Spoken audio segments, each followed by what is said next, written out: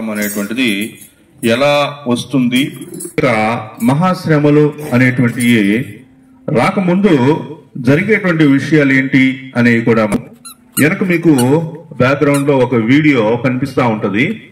మీరు ఆ వీడియోని నా యొక్క వాక్యంతో మీరు పోల్చి చూస్తూ వినాలని కోరుతూ ఉన్నాను. మరి మనం యెరూషలేము వీధులు చూస్తా ఉన్నాం. ముందుగా ఒక చిన్న ప్రార్థన చేసుకుందాం. ప్రేమ కలిగిన తండ్రి, కృప కలిగిన దేవ, నమ్మకమైన ప్రభువా యేసయ్య, నీ పాదాలు కొందనాలు, స్తుతులు, స్తోత్రాలు చెల్లిస్తా ఉన్నాం.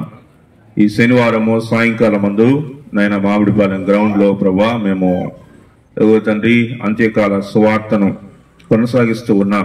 ఈ సంవత్సరం అంతా కూడా క్రీస్తు రాకడకు సంబంధించినటువంటి, క్రీస్తు రాకడకు సూచనలను గురించినటువంటి విషయాలే మేము ధ్యానం చేసుకోబోతూ ఉన్నాం. నాయన యేసయ్య ప్రభువా, మరి శ్రమల కాలము, మహాశ్రమల కాలము, 7 ఏండ్ల శ్రమల కాలము అనేటువంటి విషయాలను మేము ఈ దినము నేర్చుకోబోతూ ఉన్నాం కనుక నాయన యేసయ్య, మరి క్రీస్తు ప్రభువుని విశ్వసించటము, నమ్మటము అనేటువంటి దాని వెనుక కఠినమైనటువంటి జీవితం ఒకటే ఉంది అనేటువంటి నాయన యేసయ్య ప్రభువా, చెడు ఆలోచన నుంచి మీరు మమ్మల్ని తప్పించి క్రీస్తు ప్రభు వారు వాగ్దానం చేసినటువంటి గొప్ప రాజ్యము ఉన్నది అనేటువంటి విషయాన్ని కూడా గమనించడానికి కృప చూపమని కోరుతూ ఉన్నాం. పరిశుద్ధాత్మ శక్తి సహాయిస్తూ యేసు నామం పేరిట ప్రార్థిస్తున్నాను తండ్రి, ఆమేన్.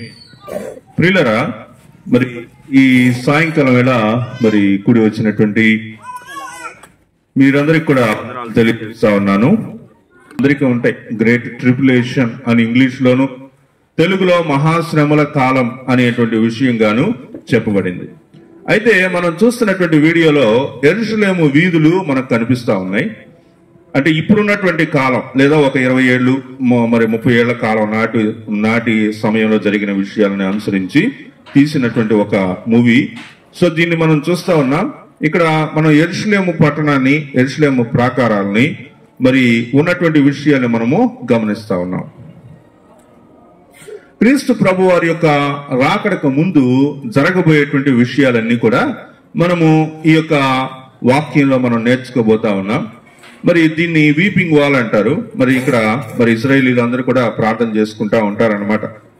మరి ఇశ్రాయేల్ దేశం మాత్రమే కాకుండా చుట్టుపక్కల ఉండేటువంటి సిరియా దేశము, ఐగుప్తు దేశము, Iran, Iraq, Saudi Arabia, India, ఇంకా అనేక దేశాలు కూడా మరి ఇశ్రాయేల్ దేశానికి చుట్టుపక్కల ఉన్నటువంటి దేశాలు గనుక ఈ దేశాలన్నీ కూడా ఏం చేస్తాయి భవిష్యత్తులో అంటే ఇవన్నీ ఇశ్రాయేల్ దేశానికి వ్యతిరేకంగా పనిచేసేటువంటిగానే ఉంటాయి. కాబట్టి ప్రపంచ దేశాలన్నీ కూడా ఇశ్రాయేల్ దేశం చుట్టుముట్టి, ఇశ్రాయేల్ దేశమును చుట్టుముట్టి దేవుని యొక్క పరిశుద్ధమైనటువంటి మరి ఆ పరిశుద్ధ పట్టణాన్ని ముట్టడి వేసేటువంటి పరిస్థితి కనిపిస్తుంది అనమాట. ఇజ్రాయెల్ దేశం చుట్టుపక్కల ఉండేటువంటి మరి అన్ని దేశాలు కూడా ఇజ్రాయెల్ దేశం మీదకి యుద్ధానికి వచ్చేటువంటిగా కనిపిస్తా ఉన్నాయి. మరి వాక్యంలో రాయబడినట్లుగా మిడతల దండని, తర్వాత గుర్రాలని, మరి ఈ విధంగా చెప్పబడినటువంటి విషయాలుగా చూస్తూ ఉన్నాం. అయితే ఈ పరిస్థితులన్నింటినీ కూడా చిత్రీకరించేటువంటి ఒక ఆయన కోణంలో నుంచి ఈ యొక్క మూవీని తీశారు. కాబట్టి ఒక ఆయన కోణంలో నుంచి మనం ఈ యొక్క వీడియోని చూస్తూ ఉన్నాం. కానీ వాక్యానికి అనుగుణమైనటువంటి సందర్భాన్ని మాత్రమే మనం ఇక్కడ తీసుకుంటా ఉన్నాం. అయితే అక్కడ మనం చూసినప్పుడు వాళ్ళకి ఏమేం జరుగుతున్నాయి అనేటువంటి విషయాలు చూస్తే, మరి ఇశ్రాయేల్ దేశాన్ని చుట్టుముట్టినటువంటి ఆ యొక్క యుద్ధ విమానాలు మరి అన్ని కూడా ఇశ్రాయేల్ ని ధ్వంసం చేసేటువంటి పనిలో ఉన్నాయి అన్నమాట. మరి ఆ మంటలు, ఆ బాంబు దాడులు, ఇవన్నీ మనం చూస్తా ఉన్నాం. అంత్యకాలంలో అనేక శ్రమలు ఇవన్నీ కూడా సంభవించాల్సినటువంటి పరిస్థితులు ఉన్నాయి. ఇవన్నీ కూడా సంభవిస్తా ఉన్నాయి. ఈ మధ్యలోనే మనం గమనించినట్టయితే గతించినటువంటి సంవత్సరంలో ఇరాన్, ఇరాక్ దేశాలు, ప్రాముఖ్యంగా సిరియా దేశము, అమెరికా దేశంతో జరిగించినటువంటి యుద్ధాలన్నింటినీ కూడా మనము చూస్తూ వచ్చాం. కాబట్టి ఇశ్రాయేల్ దేశంలో వాళ్ళు ఏ విధంగా వాళ్ళ యొక్క దేశాన్ని సంరక్షించుకోవడం కోసం ఆ చుట్టుముట్టినటువంటి యుద్ధ విమానాలన్నింటినీ కూడా మరి ఏ విధంగా మరి దేవుడు వాటి నుంచి ఇశ్రాయేల్ దేశాన్ని కాపాడతాడు అనేటువంటి విషయాలని ఈ యొక్క చిత్రంలో నుంచి మనం చూస్తా ఉన్నాం. మరి అక్కడ వాళ్ళు, అదిగోండి అక్కడ ఒక మ్యాప్ కనిపిస్తుంది. ఆ మ్యాప్ లో మధ్యలో ఉన్నటువంటిది ఏంటి అంటే ఇశ్రాయేల్ దేశం, పరిశుద్ధ పట్టణం. ఆ చుట్టుపక్కల ఉన్నటువంటి ఆ నక్షత్రాలు అన్నమాట, నక్షత్రాల్లో కనిపిస్తున్నాయే అవన్నీ నక్షత్రాలు కాదు, అవన్నీ ఆకాశంలో ఇశ్రాయేల్ దేశం చుట్టూతా ముట్టడి చేస్తున్నటువంటి యుద్ధ నౌకలు, తర్వాత అవన్నీ అన్నమాట. సో అవన్నీ ఏమవుతున్నాయి అంటే దగ్గరికి వచ్చినప్పుడు వాటంతట అయ్యే కాలిపోతున్నాయి. వాటంతట అయ్యే కాలిపోతున్నాయి అంటే దాని అర్థం ఏంటి? ఆకాశంలోనే దేవుడు గొప్ప కార్యాలు చేసి ఆ యుద్ధ నౌకలన్నింటినీ కూడా మరి వాక్యంలో చెప్పబడినటువంటి ఏమేమి విధాలుగా చెప్పబడ్డాయి, ఏమేమి చెప్పబడ్డాయి? గుర్రాలని, మిడతలని, మిడతల దండని, ఆ తర్వాత నల్ల గుర్రం అని, ఎర్ర గుర్రం అని, ఈ విధంగా రకరకాలైనటువంటి గుర్రాల గురించినటువంటి విషయాలు చెప్తూ ఉన్నాయి. ఇవన్నీ కూడా ఒక ఉదాహరణగా మనము చూస్తూ ఉన్నాం అన్నమాట. సరే, అయితే ఇక్కడ మనం ఒక కుటుంబాన్ని కూడా చూస్తాం ఈ వీడియోలో. ఆ కుటుంబం ఏంటి అంటే, ఆ కుటుంబంలో ఉండేటువంటి తండ్రి అంటే ఇంట్లో పెద్ద ఆయనేమో విమానం నడిపేటువంటి పైలట్ అన్నమాట. వాళ్ళ భార్య ఇంట్లోనే ఉంటది, వాళ్ళ కొడుకు ఇంట్లోనే ఉంటాడు, వాళ్ళ కూతురు కూడా ఇంట్లోనే ఉంటది. అదిగోండి చూడండి, ఆ చుట్టుపక్కల ఉన్నటువంటి అన్ని ధ్వంసం అవుతున్నాయి అంటే దేవుడు చేస్తున్నటువంటి కార్యాలను వీళ్ళు లోపల నుండి చూస్తా ఉన్నాడు. అంటే వీళ్ళేం పంపించలేదు, ఇజ్రాయేలీలు ఏమి యుద్ధానికి సంబంధించి ఏం పంపించలేదు, అంటే రాకెట్లని కానీ వాటిని ఏమి పంపించకపోయినా వాటంతట అయ్యే ఏ విధంగా నాశనం అవుతున్నాయి అనేటువంటి వాళ్ళు చూస్తా ఉన్నారు అన్నమాట.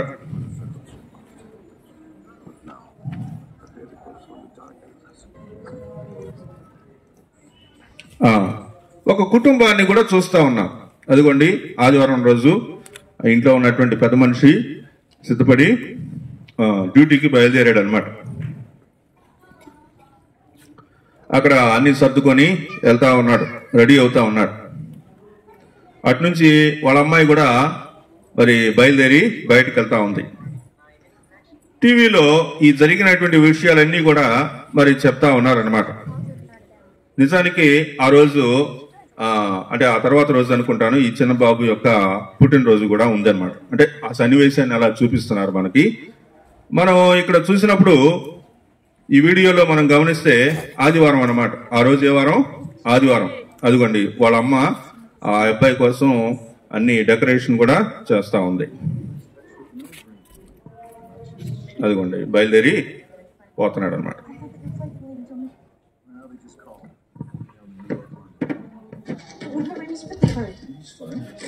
Rainy wants the knight's helmet I promised him from Buckingham Palace, right, Tom? Right. Or a sword. Or a long pointy stick and ఇంకా మనం ఈ వీడియోలో చూస్తా ఉంటే అక్కడ పరిస్థితి ఏంది అంటే, నిజానికి వాళ్ళు చర్చికి వెళ్ళేవాళ్ళు. అయితే ఆయనకి ఆదివారం డ్యూటీ పడి డ్యూటీకి పోతున్నాడు అనమాట. వాళ్ళ అమ్మాయి చర్చికి పోయింది, ఆ అబ్బాయి చర్చికి పోతాడు. వాళ్ళ కూతురు ఉంది, వాళ్ళ కూతురు కూడా చర్చికి పోదు. చర్చికి పోతానని చెప్పింది కానీ ఆ రోజు చర్చికి పోదనమాట. చర్చికి పోకుండా బయట పార్టీకి పోయింది అనమాట ఆ రోజు. సో జరిగినటువంటి విషయాన్ని మనము చూస్తాం.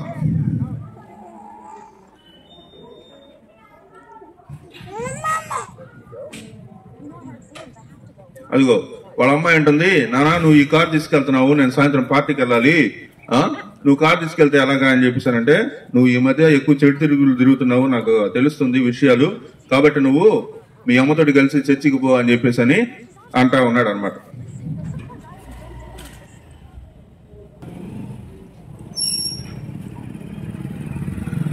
ఇదిగోండి, ఇంకా ఇక్కడ నుంచి ఫ్లైట్ అనమాట. ఫ్లైట్ లో అందరు ప్యాసింజర్స్ అందరూ నిద్రపోతా ఉన్నారు. రాత్రిపూట ఫ్లైట్ అనేటువంటిది వెళ్తా ఉంది.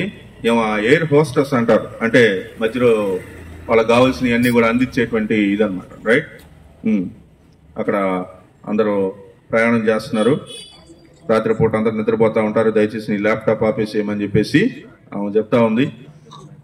అందరినీ చూస్తూ ఉంటే కొంతమంది మిస్ అయిపోయి ఉంటారు అనమాట. కొంతమంది పిల్లలు వెళ్ళిపోయారు.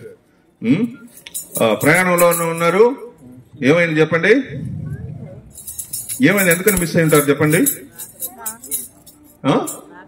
కనురెప్ప పాటులో క్రీస్తు ప్రభు వారి యొక్క రాకడ వస్తుంది. కాబట్టి ఆయన బలవంతంగా బాత్రూమ్ డోర్ తీసి చూశాడు, ఒకవేళ ఆ ముసలాయన అక్కడ ఉన్నాడేమోనని. లేడు. ఇంకా వాళ్ళందరూ మేల్కొని ఏదో జరిగింది అని చెప్పేసి అందరూ ఒక్కొక్కళ్ళు కూడా చూసుకుంటున్నారు, అడుగుతున్నారు. నా పిల్లవాడు మిస్ అయ్యాడు, మా ఆయన కనిపించట్లేదు, నా భార్య కనిపించట్లేదు, అని చూడండి, అందరు ఎలా ఎలా కనిపించకుండా పోయారు. కాబట్టి క్రీస్తు ప్రభు వారి యొక్క రాకడ వచ్చినప్పుడు జరిగేటువంటి పరిస్థితిని మనం చూస్తా ఉన్నాం. కాబట్టి ఏం జరుగుతుంది అని ఇతను ఏదో చేయబోతాడు. కాబట్టి మొత్తానికి లైట్లు వేసి చూస్తే ఫ్లైట్ లో ఒకళ్ళిద్దరు కాదు, చాలా మంది మిస్ అయిపోయి ఉంటారనమాట. మరి వాళ్ళందరూ ఎలా మిస్ అయ్యారు, ఎలా మాయమైపోయారు అంటే క్రీస్తు రాకడ వచ్చింది కాబట్టి క్రీస్తు రాకడలో వాళ్ళందరూ కూడా వెళ్ళారు.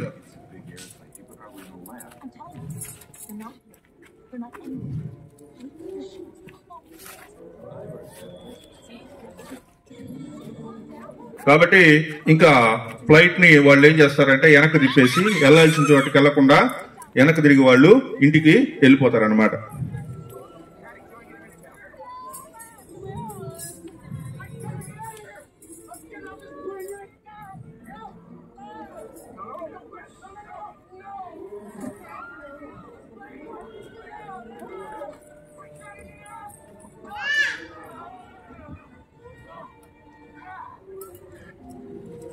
ఇంకా ఇంటికాడ జరిగిన విషయాలు కింద ఏం జరిగినాయి అంటే భూమి మీద చాలా మంది కూడా మరి ఒకళ్ళు ఎత్తబడ్డారు, ఒకళ్ళు విడవబడ్డారు. ఎత్తబడినటువంటి వాళ్ళు మరి ఎలా ఎత్తబడ్డారు అనే దానికి ఒక ఉదాహరణ రూపంలో మనం ఇక్కడ వీడియోలో చూస్తా ఉన్నాం. వాళ్ళు ఎలా ఎత్తబడ్డారో చూడటానికి వాళ్ళందరూ కూడా వస్త్రాలు, మరి భూలోకానికి సంబంధించిన వస్త్రాలన్నీ కూడా విడిచేసి మహిమా దేహం కలిగినటువంటి వారే ఎత్తబడినట్లుగానే చెప్పొచ్చు.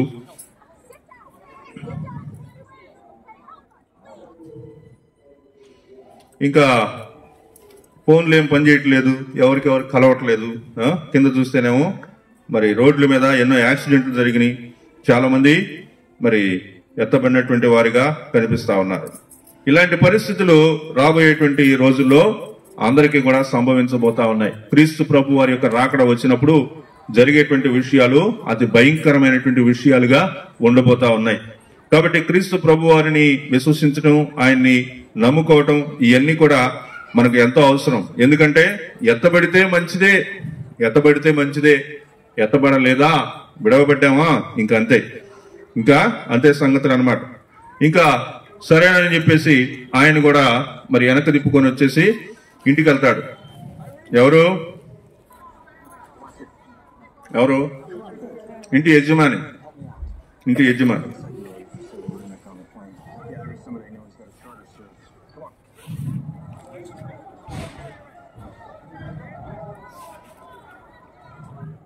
కాబట్టి ఇంటికి వెళ్ళి చూస్తే ఇంటికాడ కూడా చాలా మంది ఎత్తబడినటువంటి వారుగా ఉంటారు. ఇంకా ఆ హడావుడిలో ఈయన వచ్చి ఇంట్లోకి వస్తా ఉన్నాడు అన్నమాట.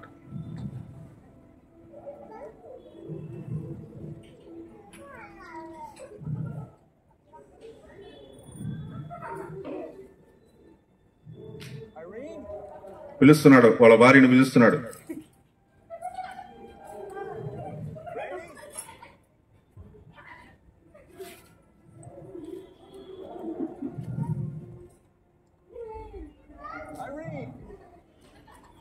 పిలుస్తుంటే పలకట్లేదు.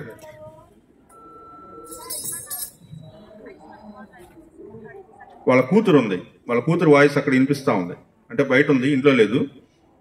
వాళ్ళ కూతురు ఎత్తబడలేదు, విడబడింది. మంచిదేనంటారా? కాబట్టి ఇంకా ఇంట్లోకి వచ్చి వాళ్ళ భార్య గదిలోకి వచ్చాడు. తర్వాత వాళ్ళ పిల్లల్ని చూస్తా ఉన్నాడు అనమాట. మరి అక్కడ బెడ్ మీద మరి చూసినప్పుడు వాళ్ళ భార్య లేదు, కానీ అక్కడ ముసుగు కప్పుకున్నటువంటి ఒక ఇది ఉంది. ఏం దాన్ని చూస్తే వాళ్ళ పిల్లోడు ఆడుకునేటువంటి బొమ్మలే ఉన్నాయి, కానీ ఆ పిల్లవాడు లేడు. తర్వాత ఆ రోజు పుట్టినరోజు కూడా ఆ తెల్లవారుజామున, కానీ లేడు. హ్యాపీ బర్త్డే అని చెప్దామని అనుకున్నాడు, కావాలా లేడు. సరే ఇంకా వాళ్ళ భార్య వాళ్ళ ఆయన ఉండే గదిలోకి వెళ్ళి చూస్తా ఉన్నాడు. అది అక్కడ చూడండి, ఆ వేసుకున్న డ్రెస్ ఉంది, ఆయన పెళ్లి రోజు పెట్టినటువంటి రింగు కూడా ఉంది. ఆయన పెళ్లికి పెట్టాడే రింగు, ఆ రింగు కూడా అక్కడే ఉంది. కానీ ఆమె మాత్రం లేదు. ఏమైంది? అదిగోండి, దండ కూడా ఇచ్చాడు పాపం, పెళ్లికి ఇచ్చినట్టున్నాడు, దండ కూడా మిగిలిపోయింది. పాపం ఏడుస్తా ఉన్నాడు. ఎందుకు ఏడుస్తున్నాడు చెప్పండి? విడవబడ్డాడనే బాధ, భయం, నేను ఎత్తబడలేదు అనేటువంటి ఒక బాధ ఉందన్నమాట. ఇదంతా దేని వల్ల జరిగింది? యేసు ప్రభుని నమ్ముకోవటం వల్ల కదా వీళ్ళందరూ కూడా మరి ఎత్తబడ్డారు అని అప్పుడు చూస్తా ఉన్నాడు అనమాట. ఏం చూస్తున్నాడు చెప్పండి? పక్కనే ఉంది, పక్కనే ఏమైనా కనిపిస్తుందా మీకు?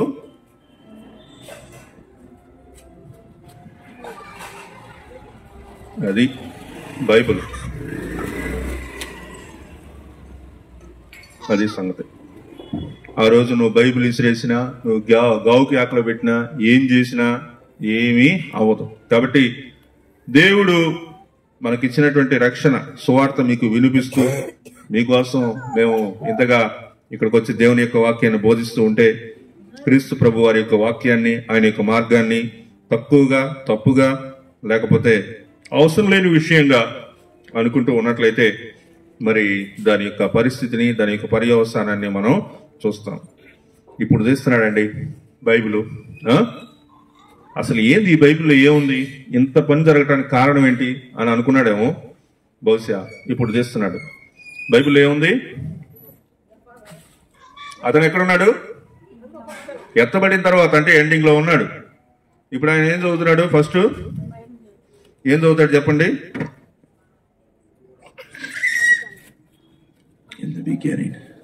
అది ఆది యందు అని ఇప్పుడు చదివాడు అన్నమాట. కాబట్టి ప్రియులరా గమనిస్తా ఉన్నాం, వాక్యాన్ని చూస్తా ఉన్నాం. గమనించండి, మరి దేవుని యొక్క ప్రేమ మన ఎట్లా వెల్లడి అవుతా ఉంది. ఇంకా ఎక్కడెక్కడ తప్పిపోయిన వాళ్ళందరినీ కూడా చూసుకుంటా వస్తా ఉన్నాడు అనమాట. పోలీసులు చూసుకుంటా ఉన్నారు ఎవరు ఎక్కడ వాళ్ళని వదిలిపెట్టడానికి.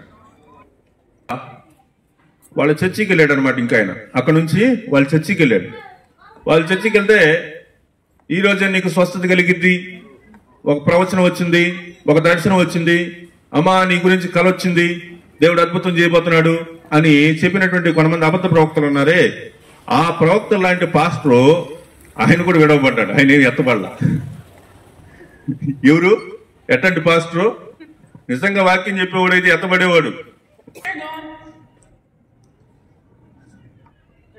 నేను ఇక్కడ నిలబడి గట్టిగా అరిశాను, స్వస్థత కలుగును గాక అని ఉరిమాను, టచ్ అని అన్నాను, ఇన్ని చేశాను, కానీ చర్చికి వచ్చిన వాళ్ళు ఎత్తబడ్డారు, నేను ఎడవబడ్డానని చెప్పేసి బాధపడుతున్నాడు. కాబట్టి ప్రియులరా, దేవుని యొక్క రాకడ అతి సమీపంగా ఉంది. దేవుని యొక్క రాకడ అతి సమీపంగా ఉంది. మరి దేవుని యొక్క రాకడ సమీపంగా ఉన్నప్పుడు మనం ఆయన యొక్క మాట వినవలసినటువంటి వారిగా ఉంటూ ఉన్నాం. దేవుని యొక్క మాట విలువైనది, దేవుని యొక్క మాట బలమైనది, దేవుని యొక్క మాటను మనం వినాల్సినటువంటి వాళ్ళగా ఉంటా ఉన్నాం.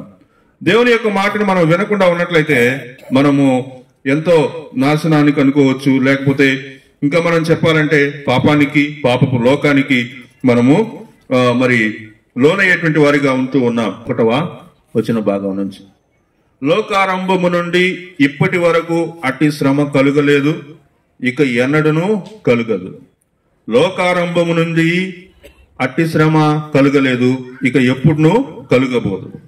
ఆ దినములు తక్కువ చేయబడకపోయిన ఎడల ఏ శరీరియు తప్పించుకున్నాడు. ఏర్పరచబడిన వారి నిమిత్తము ఆ దినములు తక్కువ చేయబడింది. కాబట్టి ప్రియులరా, వాక్యం మనం చూస్తా ఉన్నాం. మత్తయి సువార్త 24వ అధ్యాయం 21, 22 వచనాలు. లోకారంభము నుండి ఇప్పటి వరకు అట్టి శ్రమ కలుగలేదు. ఎలాంటి శ్రమ? ఆ మహాశ్రమల కాలం అనేటువంటిది, 7 ఏండ్ల మహాశ్రమల కాలం అని చెప్పబడినటువంటి కాలంలో జరిగేటువంటి శ్రమలు ఇంతవరకు మనకి ఎప్పుడూ కలుగలేదు. అలాంటి శ్రమలు ఇంతవరకు మనకి ఎప్పుడు జరగలేదు, రాలేదు. అంటే ఇప్పటి వరకు మనం పొందినటువంటి శ్రమలన్నీ ఏంటి? ఇప్పటి వరకు మనం పొందినటువంటి విషయాలన్నీ ఏంటి అంటే అవన్నీ జస్ట్ తాత్కాలికమైనటువంటి చిన్న చిన్న విషయాలే. వాటినే మనం చూసుకొని చాలా బాధపడిపోతా ఉన్నాం. దేవుడు ఎందుకు నా జీవితంలో ఎట్లా చేశాడు, దేవుడు ఎందుకు నా జీవితంలో ఇలాంటి పరిస్థితి తీసుకొచ్చాడు, లేకపోతే నాకెందుకు ఈ కష్టం వచ్చింది, నాకెందుకు ఈ రోగం వచ్చింది, నాకెందుకు ఇలా అయ్యింది అని మనం అనుకుంటున్నామే. అవన్నీ కూడా శ్రమలే కాదు, అసలు అవన్నీ కూడా శ్రమలే కాదు. కానీ ఇక్కడ వాక్యంలో మనం చూస్తా ఉన్నాం, లోకారంభం నుండి ఇప్పటి వరకు అట్టి శ్రమ కలుగలేదు, ఇక ఎప్పుడునూ కలుగబోదు.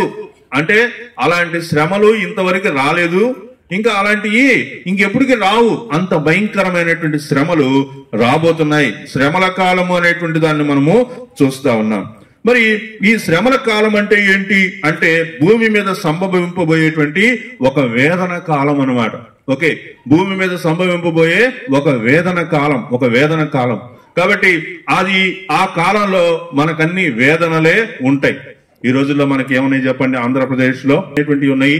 అప్పుల సమస్యలు తప్పితే ఇంకా పెద్దగా మనకి కష్టాలు అనేవి నేను అనుకోంగా పెద్దగా ఏమి లేవని నేను అనుకుంటున్నా. కానీ వాక్యంలో మనం చూసినటువంటి యొక్క విషయాలు ఈ భూలోకంలోనే ఇంతవరకు లోకం ప్రారంభం నుంచే ఇప్పటి వరకు అలాంటి శ్రమలు కలగలేదు అని మనం చూస్తా ఉన్నాం. ప్రియులారా, మన వాక్యంలో నుంచి మనం కొన్ని విషయాలు మనం చూద్దాం. చూడండి, శ్రమల కాలం అంటే ఏంటి అంటే భూమి మీద సంభవింపబోయేటువంటి ఒక వేదన కాలం. అందుకే వాక్యంలో కూడా మనం ఆ విషయాన్ని గమనిస్తాం. చూడండి, ప్రకటన గ్రంథం 7వ అధ్యాయము 14వ వచనం నుంచి చూద్దాం. చూడండి, ప్రకటన గ్రంథం 7వ అధ్యాయము 14వ వచనం మనం చూస్తే, అందుకు నేను అయ్యా నీకే తెలియను అనగా అతడు ఈలాగు నాతో చెప్పాను. ఏమని చెప్పాడు? వీరు మహాశ్రమల నుండి వచ్చిన వారు, గొర్రెపిల్ల రక్తంలో తమ వస్త్రములను ఉదుక్కొని వాటిని తెలుపు చేసుకుని.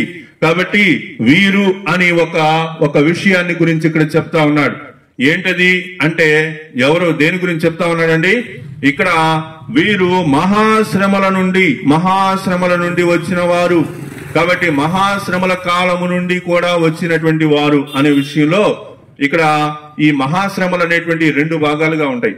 మొదట 3.5 సంవత్సరాలు శ్రమల కాలం, తర్వాత 3.5 సంవత్సరాలు మహాశ్రమల కాలం అనేటువంటి విషయాలు మనం చూస్తాం. కొంతకాలము మరి ఆ శ్రమల కాలంలో ఉంటాం, కానీ తర్వాత 3.5 సంవత్సరాల కాలంలో అయితే మనం శ్రమల కాలంలో ఉండం అనమాట. కాబట్టి అప్పటికి సంఘం ఎత్తబడేటువంటిది జరుగుతుంది.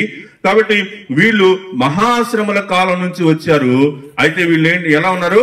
గొర్రెపిల్ల రక్తంలో తమ వస్త్రములు ఉదుక్కొని వాటిని తెలుపు చేసుకుని. ఇది మనం చూస్తా ఉన్నాం. కాబట్టి మహాశ్రమల కాలం అనేటువంటిది ఒక వేదన కాలము. ఆ వేదన కాలం నుంచి కూడా మనం ఏం చూస్తున్నామంటే మహాశ్రమల కాలం నుంచి వచ్చినటువంటి వారు అనే విషయాన్ని మనము చూస్తా ఉన్నాం. తర్వాత ఆ శ్రమల కాలం అనేటువంటి ఎలా ప్రారంభించబడతాయి? 16:1 చూడండి. 16:1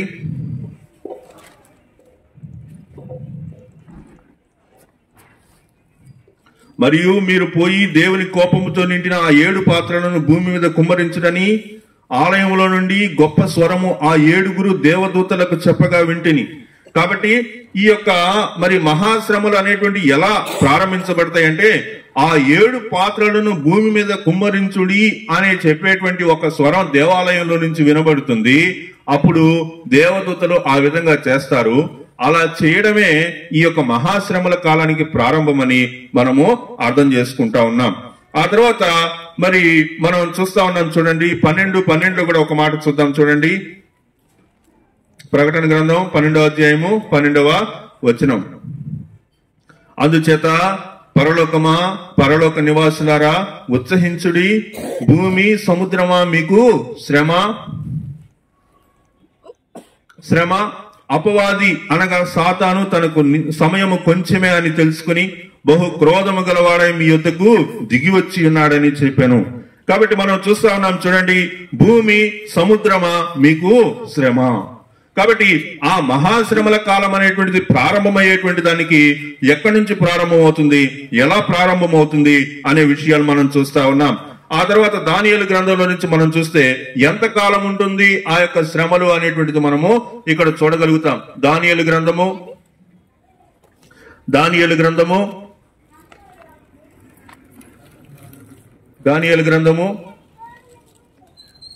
9వ అధ్యాయము 27వ వచనం చూడండి.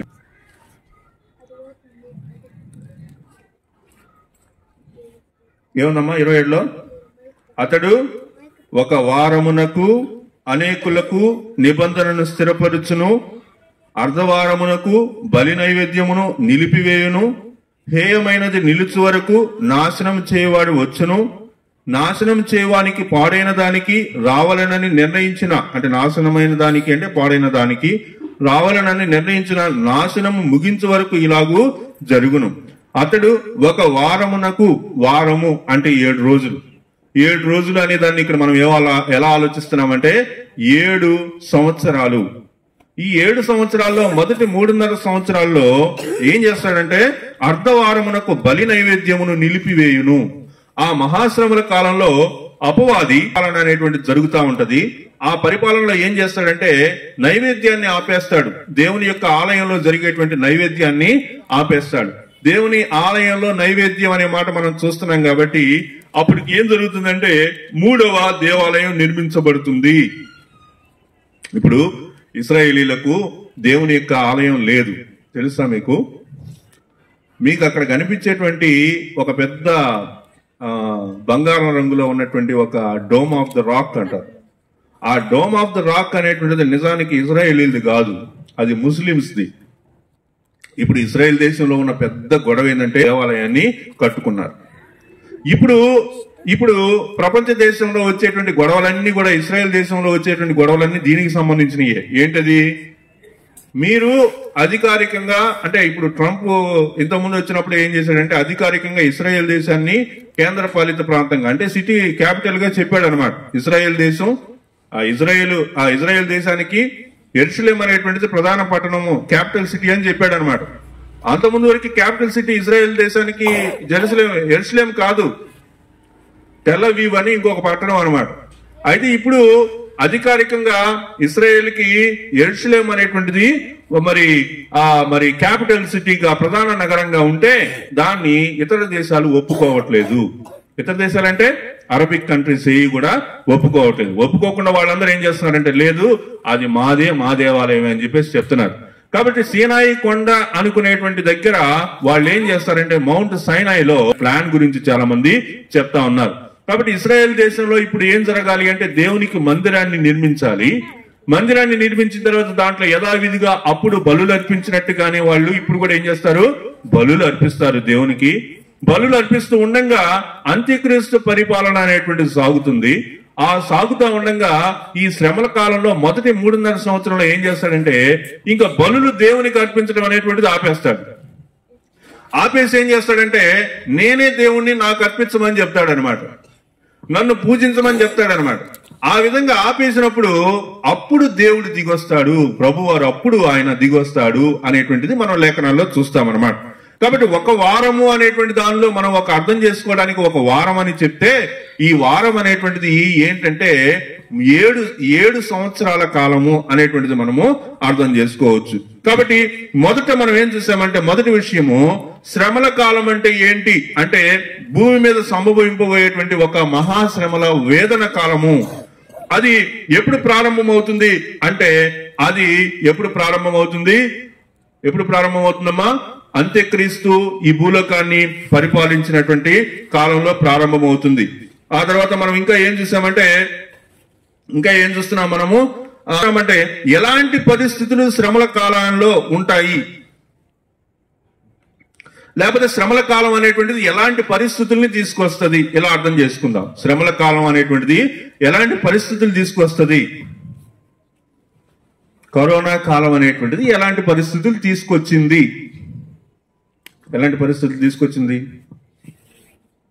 అమ్మా? ఐసోలేషన్, ఇంట్లోంచి బయటికి రావడానికి లేదు. మన బంధువులు ఎవరికన్నా కరోనా వచ్చినా వాళ్ళని చూడటానికి లేదు. చాలా మందిని మొదటి విడతలో కరోనా వచ్చినటువంటి వాళ్ళు కరోనాతో చనిపోతే కనీసం వాళ్ళ బాడీస్ కూడా తీసుకెళ్ళటానికి లేకుండా అందరినీ ఒక పెద్ద గుంట తీసి గుంటలో పెట్టి మట్టి పోసేశారు. సమాధులు లేవు, ఏమీ లేవు. ఎందుకని? అప్పుడు మందే లేదు. వాళ్ళని చివరిసారిగా చూద్దామని వెళ్ళి చూస్తే ఏమవుతుంది, వీళ్ళకి వచ్చింది. కాబట్టి ప్రియులరా, అది కేవలం అసలు అది శ్రమల కాలమే కాదని అన్నప్పుడు ఆ భూమి మీద ఇంతవరకు అలాంటివి సంభవించలేదంటే ఇంక ఇది ఎలాంటి పరిస్థితి అయి ఉంటుందండి. కాబట్టి అక్కడ ఏం జరుగుతుంది అంటే మత్తయి సువార్త 24వ అధ్యాయము 12వ వచనంలో మనం చూద్దాం. మత్తయి సువార్త 24వ అధ్యాయము 12వ వచన భాగము. ఏం జరుగుతుందండి? అనేకులైన ఇంకొద్దిగా ముందు నుంచి చదువుదాం చూడండి.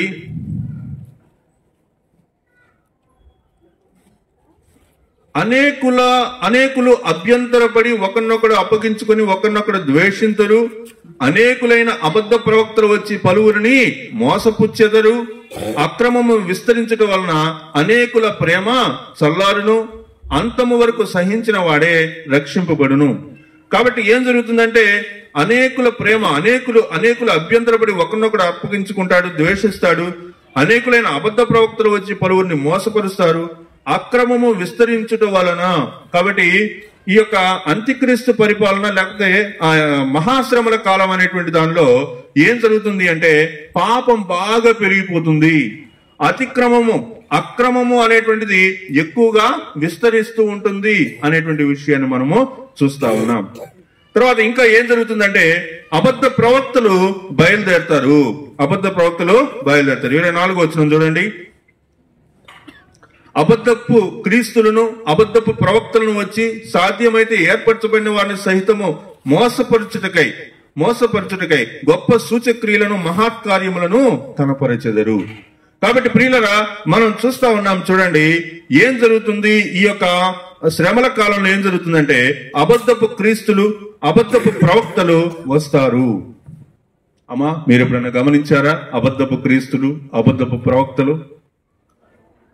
ఆ రోజుల్లో క్రీస్తు వచ్చాడు, ప్రభు వచ్చేసాడు, అదిగో అక్కడ ఉన్నాడు, ఇక్కడ ఉన్నాడంటే మనం వెళ్ళకూడదంట.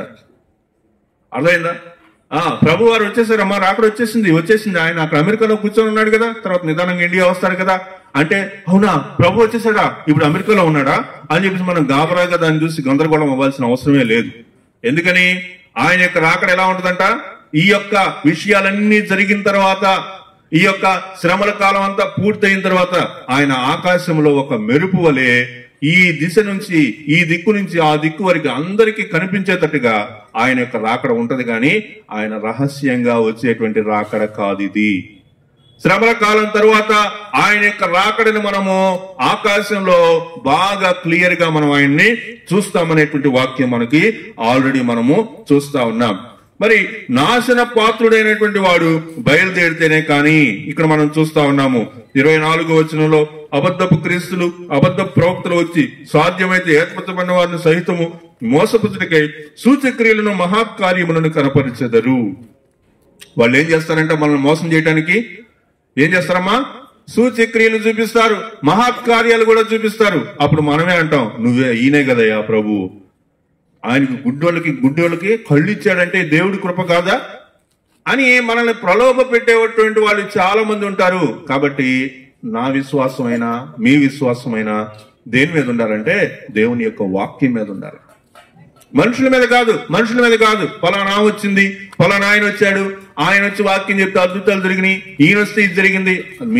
నీ యొక్క ఉద్దేశం, నీ యొక్క విశ్వాసం మనిషి మీద, దేవుడి మీద. కాబట్టి నా యొక్క విశ్వాసం అనేటువంటిది, మీ యొక్క విశ్వాసం అనేటువంటిది దేని మీద ఉండాలంటే దేవుడి మీద ఉండాలి, కానీ వ్యక్తుల మీద, వస్తువుల మీద ఉండకూడదు అనేటువంటి విషయాన్ని మనం అర్థం చేసుకోవాలి. కాబట్టి పాపం పెరిగిపోతుంది, అబద్ధ ప్రవక్తలు బయలుదేరతారు. ఇంకా మనం చూస్తా ఉంటే 15వ వచనం కూడా చూడండి ఒకసారి. 15వ వచనంలో, కాబట్టి ప్రవక్త అయిన దానియేలు ద్వారా చెప్పబడిన నాశనకరమైన హేయ వస్తువు పరిశుద్ధ స్థలమందు నిలుచుట మీరు చూడగానే చదువువాడు గ్రహించునుగాక.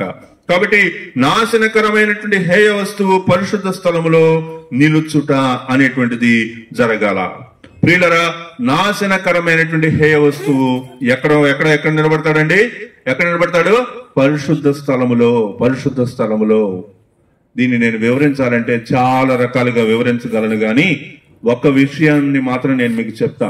నాశనకరమైనటువంటి హేయ వస్తువు అంటే అపవాది, సైతాను, పడద్రోయబడినటువంటి లూసిఫర్. కాబట్టి ఈ నాశనకరమైనటువంటి హేయ వస్తువు ఎక్కడికి వస్తాడండి? పరిశుద్ధ స్థలములోకి వస్తాడు. స్టేజ్ ఎక్కేవాలనుకున్నా కనీసం చెప్పులు తీసుకురావాలని తెలీదా? చర్చిలో నువ్వు పరిశుద్ధ స్థలంలో కూర్చుంటున్నావు అని తెలుసు కదా. నీకు నిజంగా పరిశుద్ధ స్థలం అనే భయం నీకుంటే బొట్టు పెట్టుకొని వస్తావా చర్చికి? ఇంకా అడగాలనుకుంటే బోల్డ్ ఉంటాయి. ఎప్పుడైతే నాశన పాత్రుడైనటువంటి వాడు పరిశుద్ధ స్థలంలోకి రావటం అనేటువంటిది ఇలానే మనం అర్థం చేసుకోవాలి. ఈ రోజు మనం ఒక చిన్న చనువు ఇచ్చినటువంటి వాళ్ళం, రేపు మాపు ఇంకా పెద్ద పెద్ద వాటికి కూడా మనం లొంగిపోతాం.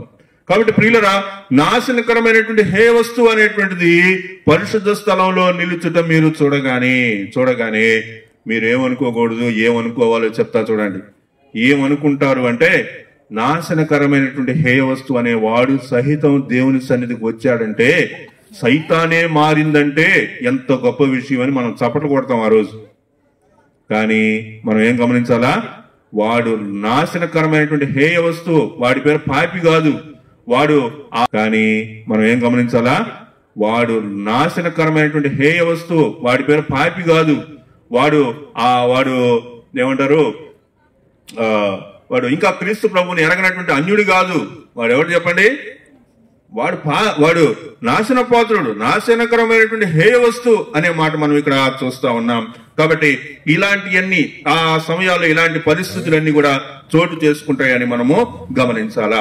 తర్వాత శ్రమల కాలంలో ముఖ్యంగా ఏం జరుగుతుందో మనం చూద్దాం. శ్రమల కాలంలో ముఖ్యంగా ఏం జరుగుతుంది? ఇప్పుడు నేను చెప్పింది ఏంటంటే, పరిస్థితులు ఎలా ఉంటాయి అనేది చెప్పాను. దశలోనికైలకు రాసిన రెండవ దశలోనికైలకు రాసిన పత్రిక, క్షమించండి, 2వ అధ్యాయము 3-4 వచనాలు మనం చదువుదాం. మొదట భ్రష్టత్వం సంభవించి నాశన పాత్రుడగు, అంటే మూల భాషలో ఉంది నాశన పుత్రుడు, నాశన పాత్రుడగు పాప పురుషుడు బయలుదేరితేనే కానీ ఆ దినము రాదు. కాబట్టి ఆ దినము, ఆ మహాశ్రమల దినం అనేటువంటిది, ఆ రోజులు అనేటువంటి ఎలా ఉంటాయంటే, మొదట ఏం జరగాల? భ్రష్టత్వం జరగాల. భ్రష్టత్వం అనేటువంటిది అన్ని చోట్ల జరగాల. ముందు భ్రష్టత్వం అనేది జరగాల. భ్రష్టత్వం అంటే ఏం జరగాలి? ఇది నేను చాలాసార్లు చెప్పాను అనుకుంటా. భ్రష్టత్వం అంటే ఏంటి? భ్రష్టు పట్టిపోవటం అంటే ఏంటి? ఏమా భ్రష్టత్వం అంటే ఏంటి? పాడైపోవటం అంటే ఏంటి? చెడిపోవటం అంటే ఏంది? దుర్వాసన అంటే ఏంది? అందుకే దేవుడు చక్కగా వాక్యంలో ప్రతి విషయాన్ని చాలా కూలంకషంగా అలా పెట్టాడు అన్నమాట. మనకి ఎక్కడి నుంచి ఆన్సర్ కావాలన్నా మనం ఇప్పుడున్న పరిస్థితుల నుంచి ఆలోచిస్తే ఆన్సర్ దొరకదు. మనం ఎక్కడికి వెళ్ళాలా? బైబుల్ మార్గాల దగ్గరికి వెళ్ళిపోవాలి. అక్కడికి వెళ్ళిపోతే తెలుస్తుంది. భ్రష్టత్వం అంటే ఏంటంటే, ఒక ద్రాక్ష చెట్టు వేస్తే ఆ ద్రాక్ష చెట్టు నువ్వు ఎంతగా దాన్ని ఇది చేసినా కాయలు రాకపోతే దాన్ని భ్రష్టత్వం అంటారు. అర్థమైందా? ఈ రోజుల్లో మనకు అన్ని భ్రష్టత్వానికి సంబంధించినవే ఉన్నాయి. ఎందుకని? నువ్వు కొన్నటువంటి ఒక బండి కొన్నావు అనుకో, ఆ బండి వాడి దాని యొక్క టైం అయిపోతా ఉంటుంది అనమాట. దాంట్లో ఏమవుతా ఉంటుంది అంటే, చిన్నగా చెడిపోవటం అనేటువంటిది, కుళ్ళిపోవటం అనేటువంటిది, నాశనం అయిపోవటం అనేది, తుప్పు పట్టడం అనేటువంటిది, దాని యొక్క టైం అయిపోవటం అనేటువంటిది మనం గమనిస్తూ ఉంటాం. ఇవన్నీ కూడా భ్రష్టత్వానికి కారణాలు. కాబట్టి మొదట భ్రష్టత్వం సంభవించాలి అంటే అన్నిట్లో భ్రష్టత్వం సంభవించాలి. నేల, ఫలాలు ఇచ్చేటువంటి నేల, పంటలు ఇచ్చేటువంటి నేల భ్రష్టత్వం అవుతుంది. తాగేటువంటి వాటర్, నీళ్లు భ్రష్టత్వం అవుతాయి. ఆ తర్వాత మనం తినేటువంటి ఆహారం భ్రష్టత్వానికి లోపించిన ఆహారం తింటాం. తర్వాత అన్ని అన్నమాట. ఇలాగా దేవుని యొక్క సృష్టిలో అన్ని కూడా ఒక భ్రష్టత్వపు స్థాయికి వచ్చినప్పుడు దేవుడు మరి ఈ యొక్క అంటే శ్రమల కాలంలో జరిగేటువంటి విషయాలుగా మనం అర్థం చేసుకోవాలి. ఒకటి, అంత్యక్రీస్తు పాలన జరుగుతుంది. దాంట్లో ఏం జరుగుతుందంటే భ్రష్టత్వం అనేటువంటిది సంభవిస్తూ ఉందని మనం గమనించాల. ఆ తర్వాత దేవుని తీర్పు, భూమికి ఏం జరుగుతుంది? దేవుడు భూమికి తీర్పు తీరుస్తాడు. భూమికి తీర్పు తీర్చినప్పుడు ఏం జరుగుతుంది అంటే మరి యుద్ధాలు, కరువులు, తర్వాత మరణాలు, హింసలు అనేటువంటివి ప్రారంభం అవుతాయి అన్నమాట. ఏం జరుగుతుందమ్మా? ప్రకటన గ్రంథం 6వ అధ్యాయంలో మీరు ఇవన్నీ చూడొచ్చు. మరి అంతా నేను చదవలేను కాబట్టి, సమయం లేదు కాబట్టి నేను అక్కడున్న పరిస్థితులు మాత్రమే నేను మీకు చెప్తా ఉన్నాను. ఒకటి ఏం జరుగుతుందండి? యుద్ధాలు జరుగుతాయి. మీరు యుద్ధ సమాచారాల గురించి వినేటువంటి విషయాల్లో ఎంతో ఇబ్బందులు పడతా ఉన్నాం. కాబట్టి ఈ ఆర్థిక సమస్యలు అనేటువంటి దేశంలోనే లేనప్పుడు, అంటే దేశంలోనే ఆ కష్టాలు అనేటువంటి ఉన్నప్పుడు మనం పెద్ద విషయం అన్నింటినీ మనం ఆలోచిస్తే గానీ చెప్పలేం. కాబట్టి ఏది ఏమైనా ఇక్కడ ఏం జరగాలి అంటే అంత్యక్రీస్తు పాలన జరగాలి. భూమికి దేవుడు తీర్పు తీరుస్తాడు. ప్రకటన 6లో మనం చూస్తాం. కాబట్టి అప్పుడు ఆ తీర్పులో ఏమేమి ఉంటాయంటే యుద్ధాలు ఉంటాయి, కరువులు ఉంటాయి, కష్టాలు ఉంటాయి, మరణాలు జరుగుతాయి ఎక్కువ, ఇంకా హింసలు అనేటువంటి భయంకరంగా మరి వృద్ధి చెందుతాయి అన్నమాట. హింసింపబడతా ఉంటారు. ఎవరు హింసింపబడతారు? ప్రధానంగా క్రైస్తవులైనటువంటి వారే ఎక్కువగా హింసింపబడతా ఉంటారు. కాబట్టి ఇవన్నీ కూడా జరగవలసినటువంటి విషయాలు, శ్రమల కాలంలో ముఖ్యంగా జరిగేటువంటి విషయాలుగా మనం చూస్తా ఉన్నాం. తర్వాత అసలు మహాశ్రమలు అనేటువంటి వాటి యొక్క ఉద్దేశము ఏంటి అనేది మనం చూస్తే, మొదట దుష్టులకు తీర్పు జరుగుతుంది. మహాశ్రమలు ఎందుకు అంటే దుష్టులకు తీర్పు తీర్చడానికి. మన తర్వాత మనం చూస్తే ఒకసారి చూద్దాం, చూడండి యోహాను సువార్త 13:11 చూడండి ఒకసారి. ఎరుగను గనుక మీలో అందరూ పవిత్రులు కారని ఆయన చెప్పాను. కాబట్టి ఈ దుష్టులు అయినటువంటి వారికి తీర్పు జరుగుతుంది. ఆ దుష్టులు అనేటువంటి వారిలో మొదట మనం ఎవరిని చూసామంటే యూదా ఇస్కరియోతుని మనం ఇక్కడ చూస్తా ఉన్నాం. యూదా ఇస్కరియోతు గురించి ప్రభువు చెప్పినటువంటి మాట ఏంటంటే, అలాంటి వ్యక్తి పుట్టకుండా ఉంటేనే మంచిది అని చెప్పినటువంటి పరిస్థితి అన్నమాట. కాబట్టి తీర్పు అనేటువంటి విషయంగా మనము ఆ యొక్క వాక్యాన్ని చూస్తూ వచ్చాం. కాబట్టి ఆ తీర్పు నుంచి తప్పించుకోవటానికి మనము నిర్ణయం తీసుకోవాలి. ఒకసారి ఈ వాక్యం చదవండి, 2 పేతురు 3:9 చూడండి అమ్మా. పేతురు రాసిన 2వ పత్రిక 3వ అధ్యాయము 9వ వచనం చూడండి. కొందరు ఆలస్యమని ఎంచుకున్నట్లు ప్రభు తన వాగ్దానం గురించి ఆలస్యం చేయవాడు కాడు గాని ఎవడను నశింపవాలని నిశ్చయింపక అందరూ మారు మనసు పొందవాలని కోరుచు మీ ఎడల దీర్ఘశాంతం గలవాడై ఉన్నాడు. కాబట్టి అక్కడ మనం చూసినప్పుడు ఏంటి, ప్రభుకి సిద్ధంగానే ఉండొచ్చు కానీ ఆయన ఏం చేస్తున్నాడు, అంతటను అందరూ మారు మనసు పొందవాలని కోరుచు మీ ఎడల దీర్ఘశాంతము చూపుతున్నాడు. కాబట్టి ఆ రాకడ రాలేదు ఏంటి అనే దానికంటే కూడా ఆ రాకడ వస్తే నేను ఎత్తబడతానా లేదా అనేటువంటి మరి పరిస్థితిని మనం ఆలోచించాలా. క్రీస్తు ప్రభు వారి యొక్క రాకడ వస్తే నువ్వు ఎత్తబడతావా ఎత్తబడవా? మనం పరిశీలన చేసుకుంటే సాధారణంగా విడవబడతామని అనిపిస్తూ ఉంటది. ఎందుకనంటే ఈ లోకపు ఉద్దేశాలతోటి మనం కలిసి ఉన్నాం కాబట్టి. దేవుని యొక్క మాటలు విని ఆయన మాటల ప్రకారం ఎవరైతే జీవిస్తారో వాళ్ళు తప్పకుండా ఎత్తబడతారనేటువంటి విషయాన్ని మనము చూస్తా ఉన్నాం. ఆ తర్వాత ఈ యొక్క మహాశ్రమల కాలం వల్ల జరిగేటువంటి విషయాల్లో అతి ప్రాముఖ్యమైనటువంటి ఉద్దేశం ఏంటి అంటే ఇశ్రాయేలు ప్రజలకు విమోచన కలుగుతుంది. ఇప్పుడు వరకు ఈ రోజు మీరు ఇశ్రాయేల్ దేశం వెళ్ళినా ఇశ్రాయేల్ దేశంలో ఇశ్రాయేలీలే యేసు ప్రభువుని అంగీకరించరు, తెలుసా మీకు? ఇప్పుడు ఈ రోజు మనం వెళ్ళినా గానీ ఇశ్రాయేలీలే యేసు ప్రభువుని అంగీకరించరు. మా కొరకు మెస్సయ్య పుట్టాడు అనేది వాళ్ళు అంగీకరించట్లా. వాళ్ళు ఏమనుకుంటున్నారంటే మా కొరకు మెస్సయ్య వస్తాడు అని వాళ్ళు అనుకుంటా ఉన్నారు.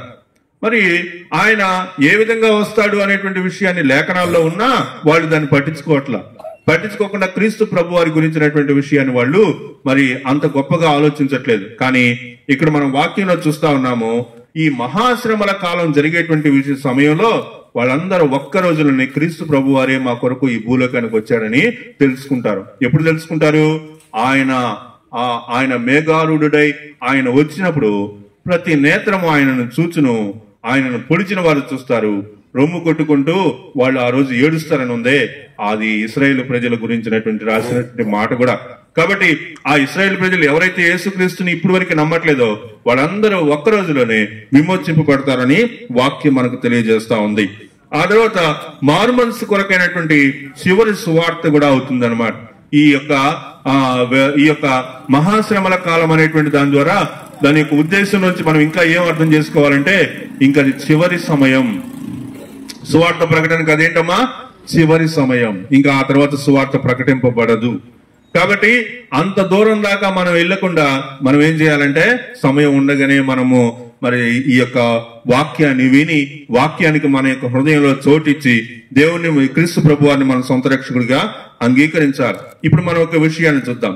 శ్రమల కాలంలో విశ్వాసులు ఏం పని చేస్తారు? శ్రమల కాలంలో విశ్వాసులు ఏం చేస్తారు? శ్రమల కాలంలో విశ్వాసులైనటువంటి వాళ్ళు ఏం చేస్తారు అనేది మనము చూద్దాం. విశ్వాసంలో పరీక్షింపబడుతూ సాక్షిగా జీవించాలి. ఆ శ్రమల కాలంలో విశ్వాసులైనటువంటి వాళ్ళు ఏం చేయాలమ్మా? పరీక్షింపబడుతూ దాని కొరకు ఎదురు చూడాలి. ఆయన యొక్క రాకడ కొరకు ఎదురు చూడాలి. కాబట్టి మనం సిద్ధంగా ఉండాలి అనేటువంటి విషయాన్ని మనము చూస్తా ఉన్నాం. ఒకసారి 11:3 చూడండి, ప్రకటన గ్రంథం. నేను నా 2 సాక్షులకు అధికారం ఇచ్చేదను, వారు గోనెపట్ట ధరించుకుని 1260 దినములు ప్రవచించురు. 1262 అంటే ఎన్ని రోజులండి? ఎన్ని సంవత్సరాలు?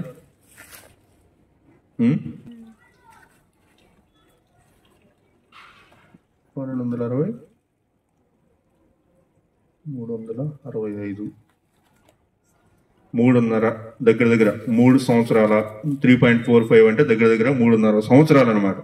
కాబట్టి వాళ్ళు ఈ యొక్క మహాశ్రమల కాలంలోని మొదటి 3.5 సంవత్సరంలో ఆ 2 సాక్షులు అనేటువంటి వాళ్ళు ఏం చేస్తారంటే అన్ని రోజులు ప్రవచిస్తారు.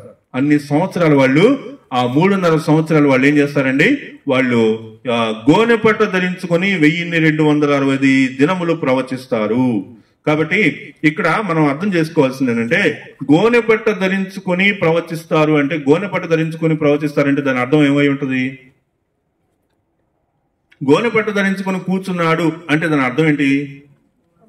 తర్వాత నాశనం రాబోతుంది, కష్టం రాబోతుంది అనేటువంటి సూచన అన్నమాట. అందుకే ఇశ్రాయేల్ దేశంలో ఎవరైనా గానీ వాళ్ళ కష్టం కలిగితే వేసుకొని బూడిదలో, విశ్వాసుల యొక్క పని ఏంటి అంటే వాళ్ళు విశ్వాసంలో పరీక్షింపబడాల్సినటువంటి వారిగా ఉంటూ ఉన్నారని వాక్యం మనం చూస్తా ఉన్నాం. దానికి 2 సాక్షులను మనం ఉదాహరణగా తీసుకున్నాం అన్నమాట. ఆ తర్వాత మనం చూస్తా ఉన్నాం, చూడండి, ఇంకా నేను చెప్పాలనుకుంటే ఇక్కడ చాలా ఉన్నాయి. పరిశుద్ధుల ఓర్పు కనిపిస్తుంది. తర్వాత ఇంకా చెప్పాలంటే హింసింపబడినటువంటి వారు అంటే మరణించినటువంటి వారు కూడా వారి యొక్క సాక్ష్యాన్ని అక్కడ చెప్తారనేటువంటి విషయాన్ని మనం చూస్తా ఉన్నాం. తర్వాత విషయంలోకి వెళ్దాం, సమయం అయింది, మనం ముగించుకోవాలి. మహాశ్రమల కాలం నుండి విడుదల. మహాశ్రమల కాలం నుంచి విడుదల, ఇది మనకు అవసరం. ఎందుకంటే మనం ఇంకా మహాశ్రమల్లోనికి మనం వెళ్ళలేదు. ఇంకా మనం ఈ భూలోక జీవితాన్ని ముగించుకునే లోపల మహాశ్రమలు అనేటువంటి వాటిలోకి వెళ్తామో లేదో తెలియదు. అయితే మహాశ్రమలు రావటానికి ఎంతో తక్కువ సమయమే ఉంది అని జరుగుతున్న పరిస్థితులన్నింటిని బట్టి మనం చెప్పవచ్చు. కాబట్టి మన యొక్క జీవితాన్ని మనం ప్రశ్నించుకుంటూ క్రీస్తు ప్రభు వారికి మన యొక్క జీవితాన్ని మరి యథార్థంగా జీవించడం కోసం మనము వాక్యం మనకు తెలియజేస్తా ఉంది. మరి దెసలోనికైలకు రాసినటువంటి మొదటి పత్రిక 4వ అధ్యాయం నుంచి ఒక వాక్యం చదువుదాము. దెసలోనికైలకు రాసిన మొదటి పత్రిక 4వ అధ్యాయము 16-17 వచనాలు చదువుదాం. ఆర్భాటముతోనూ ప్రధాన దూత శబ్దముతోనూ దేవుని బూరతోనూ పరలోకం నుండి ప్రభువు దిగివచ్చును. క్రీస్తునందు మృతులైన వారు మొదట లేతురు. ఆ మీదట సజీవులమై నిలిచి ఉండి మనము వారితో కూడా ఏకముగా ప్రభువుని ఎదుర్కొనుటకు ఆకాశ మండలమునకు మేఘముల మీద లేక మేఘముల యందు కొనిపోబడుదము. కాగా మనము సదాకాలము ప్రభువుతో కూడా ఉందుము. కాబట్టి ఇక్కడ శ్రమల కాలంలో మనకు విడుదల అనేటువంటిది సంభవిస్తుంది. శ్రమల కాలంలో నుంచి మనము విడిపింపబడతాము. ఈ శ్రమల కాలంలో మొదటి 3.5 సంవత్సరాలు గడిచిన తర్వాత క్రీస్తు ప్రభు వారు వస్తారు. ఆయన రాకడలో రెండవ రాకడ జరుగుతుంది. అప్పుడు మనందరం కూడా ఎత్తబడతాం. మనం సినిమాలో చూసారా, వాళ్ళు ఒక విమానంలో వాళ్ళందరూ కొంతమంది మిస్ అయినట్టుగా ఎత్తబడినటువంటి వారిగా చూస్తున్నాం కదా. ఆ సినిమా డైరెక్టర్ అంతవరకు ఆలోచించగలిగాడు, ఏం జరిగిద్ది అనేటువంటిది అంతవరకు ఆలోచించగలిగాడు. కానీ అంతకంటే గొప్పగానే జరుగుతుంది అనే విషయం మనకి తెలుస్తా ఉందన్నమాట. ఆ తర్వాత మనం చూస్తా ఉన్నాము, విశ్వాసులకు నాశనం అనేటువంటిది అవ్వదు. విశ్వాసులు నాశనం అయిపోతారనేటువంటిది లేదు. ఈ యొక్క శ్రమల కాలంలో కొంతమంది ఎలా చెప్తున్నారంటే శ్రమల కాలంలో సంఘం విడవబడే ఉంటది, సంఘం ఎత్తబడదు. శ్రమల ఎత్తబడినప్పుడు మనందరం కూడా ఎత్తబడతామే కానీ విడవబడము అనేటువంటి విషయాన్ని మనం గమనిస్తా ఉన్నాం. కాబట్టి దేవుని యొక్క కాపుదల మనకు ఉంటుంది. క్రీస్తు రెండవ రాకడ అనేటువంటిది ఆ సమయంలో జరుగుతా ఉందని మనం తెలుసుకోవాలి. మరి క్రీస్తు రాకడ కొరకు మనం ఏ విధంగా సిద్ధపరచుకోవాలి? క్రీస్తు రాకడ అనేటువంటిది ఎక్కడ జరుగుతుందంటే శ్రమల కాలం మధ్యలో. ఇది అర్థమైంది కదా మనకి. శ్రమల కాలం ఎప్పుడు స్టార్ట్ అవుతుంది అంటే అంత్యక్రీస్తు యొక్క ఆలోచనలు, అంత్యక్రీస్తు యొక్క పనులు, అంత్యక్రీస్తు రాజ్యాన్ని పరిపాలించేటువంటి కాలంలో. అంత్యక్రీస్తు ఎప్పుడు పరిపాలిస్తాడు? దుష్టత్వం బాగా పెరిగిపోవాలా, భ్రష్టత్వం సంభవించాలా. దుష్టత్వం, భ్రష్టత్వం మన దేశంలో, మన రాష్ట్రంలో, మన మధ్యలో ఉన్నట్టుగా మనకు తెలుసా? కొంతవరకు ఉన్నట్టుగా అనిపిస్తా ఉందనుకోండి. మనం ఏమర్థం చేసుకోవాలా? ఈ సంభవాలన్నీ జరుగుతాయి అనేటువంటి విషయాన్ని మనము ఆలోచించాలా. తర్వాత మనము ప్రకటన గ్రంథం 3వ అధ్యాయం 10వ వచనంలోంచి మాట చదివి ముగించుకుందాం. చూడండి,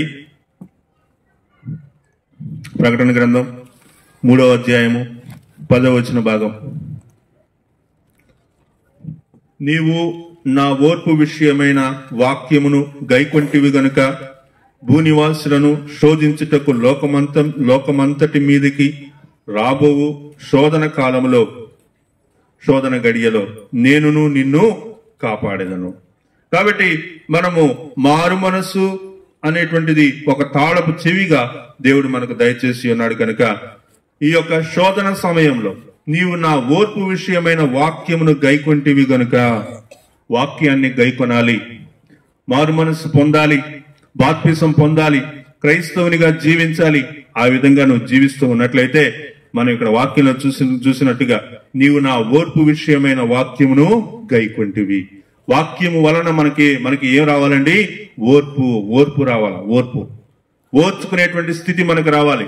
కాబట్టి నీవు నా ఓర్పు విషయమైన వాక్యమును గైకొంటివి గనుక భూనివాసులను శోధించుటకు లోకమంతటి మీదకి రాబో శోధన కాలములో నేను నిన్ను కాపాడేదను. కాబట్టి మనం ఓర్చుకున్నటువంటి వారమైతే ఈ శ్రమల కాలం, మహాశ్రమల కాలంలో కూడా ఆయన మనలను తప్పిస్తాడు. ఏర్పరచబడినటువంటి వారి నిమిత్తము ఆ దినములు తక్కువ చేయబడును అనేటువంటి మాట మనం మొదట్లోనే చదివాం కదా. కాబట్టి ఏర్పరచబడినటువంటి వారి నిమిత్తము దేవుడు వచ్చి ఏం చేస్తాడంటే ప్రభు వారు మనలను దాని నుంచి తప్పిస్తాడు అనే విషయం మనము చూస్తా ఉన్నాం. కాబట్టి మెలకువగా ఉండాలి అనే విషయాన్ని మనము గమనించాలా. ఏం చేయాలమ్మా? మెలకువగా ఉండాలా.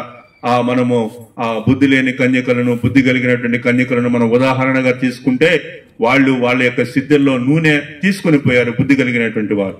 కాబట్టి నూనె అనేటువంటిది దేనికోసంగా ఉందంటే సిద్ధపాటు కోసమైనటువంటి విశ్వాసముగా చెప్పబడుతుంది. కాబట్టి సిద్ధపాటు, విశ్వాసము, నిరీక్షణ అనేటువంటి విషయాలు నూనెకు సాదృశ్యంగా ఉన్నాయి కనుక మనం మెలకువ కలిగి ఉండాలి అనే విషయాన్ని మనము చూస్తా ఉన్నాం. లోకమంతటా సువార్త ప్రకటించబడాలి.